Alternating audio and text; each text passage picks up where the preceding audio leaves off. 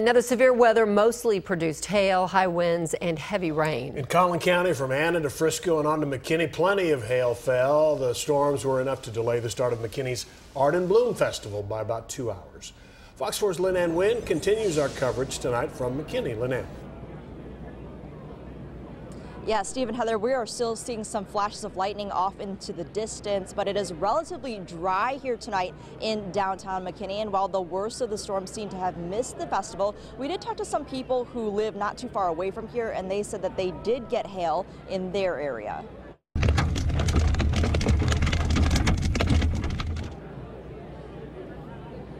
And this is some video from earlier today, driving from Anna to McKinney. Rain and pea-sized hail pelted down on cars along the highway, some even stopping on the shoulder under an overpass to try to avoid damaging their cars. And though some areas saw heavy rain and hail, the worst of the storm missed the Arts and Bloom Festival in downtown McKinney, which did see some rain, high winds, and lightning, but thankfully no hail. The festival was delayed by 2 hours as artists and organizers waited out the storm. And the rain and wind had artists scrambling to protect their artwork.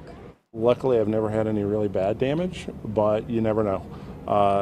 I've been in Fort Worth with direct line winds. I've been in South Fork with direct line winds, and as long as you're prepared, I think it's a lot better. But unfortunately, not everybody comes prepared.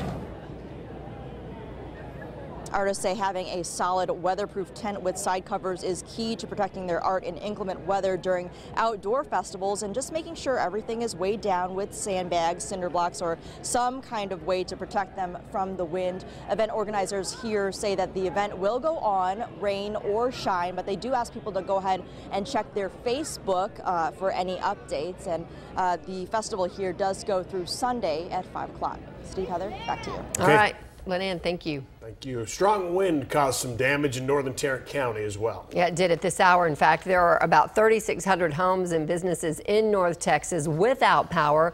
3,000 of those outages are in Tarrant County.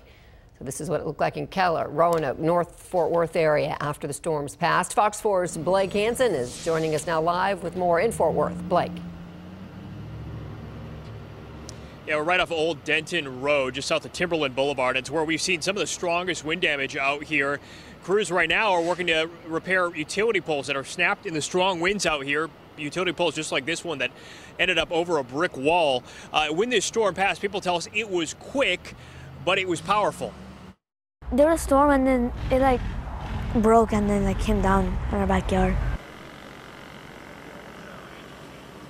We talked with Hira Shretha and his dad. Hira was home when a power pole crashed into their backyard. He heard the loud noise. He didn't realize how bad it was until the fire department came by later and told him not to go in the backyard because of the damage and the danger with the electricity. And for the most part, we saw damage along a pasture that is on Old Denton Road. There was at least one large tree down too.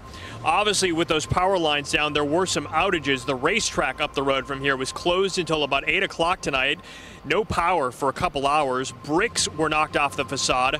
Workers there told us that when the storm passed, it blew their doors open. They had to lock them to get them from opening, and some people took shelter inside.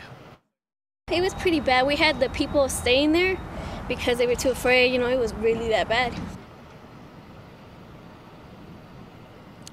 The utility crews were pretty quick working in the area to, in some cases, dig new holes for new utility poles. The good news is that once the strong weather passed, it was for the most part clear skies, which no doubt sped up their ability to get in and do that work. For the most part, from people we've been talking to right around this area where those power lines went down, they have power back, but the utility crews are still out here. They still have plenty of work just like this to clean up, so they'll likely be working late into the evening. Steve and Heather.